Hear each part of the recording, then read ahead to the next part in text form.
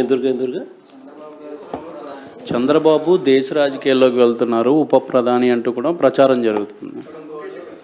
చంద్రబాబు నాయుడు ఉప ప్రధాని ఎవరు చెప్పినారు స్వామి?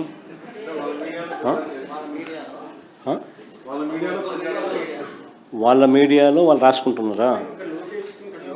వాళ్ళు చెప్తున్నారా? గొప్ప సంగతి నిజంగా. ఈయన ముఖ్యమంత్రిగానే భరాయించలేకున్నారు ప్రజలు. ఈయన ఉప ప్రధాని అయితే ఇంకా దేశ ప్రజలు ఏం భరాయిస్తారండి? సార్ ఇటీవల పవన్ కళ్యాణ్ గారు కొన్ని కామెంట్స్ చేశారు. మీరు అసెంబ్లీలో గెలిచింది 11 మంది అయితే 1100 మందిలాగా మాట్లాడుతున్నారు అని. అంటే ఇది కాంప్లిమెంట్ అనుకోవాలా సార్? ఎలా? మంచిదే కదా హరీష్. 1100 మంది లెవెల్లో ఆయనను భయం పుట్టించగలుగుతున్నారు అని అంటే ఆయనకు నిజంగా గొప్ప సంగతే కదా.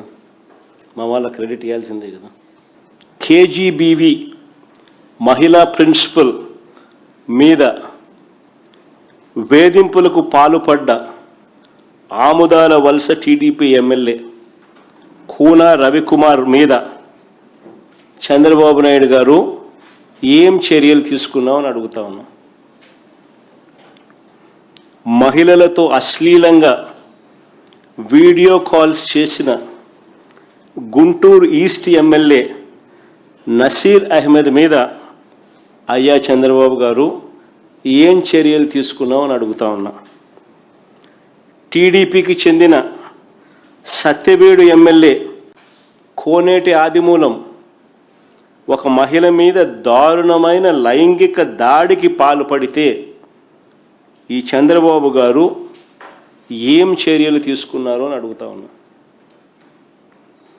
మహిళా ఉద్యోగి మీద లైంగిక వేధింపులకు పాల్పడ్డ మహిళా ఉద్యోగి మీద లైంగిక వేధింపులకు పాల్పడ్డ మంత్రి సంధ్యారాణి పిఏ, ఎమ్మెల్యేలు ఈ లీడర్ల కథ దేవుడు కనీసం పిఏల మీద కూడా యాక్షన్ తీసుకోలేకున్నాడు. వాళ్ళ పిఏ సంధ్యారాణి పిఏ మీద చంద్రబాబు నాయుడు గారు ఏం చర్యలు తీసుకున్నారని అడుగుతా ఉన్నా. పైగా బాధితురాల మీద కూడా తప్పుడు కేసు, ఉల్టా కేసు పెట్టినారు బాధితురాల మీదనే.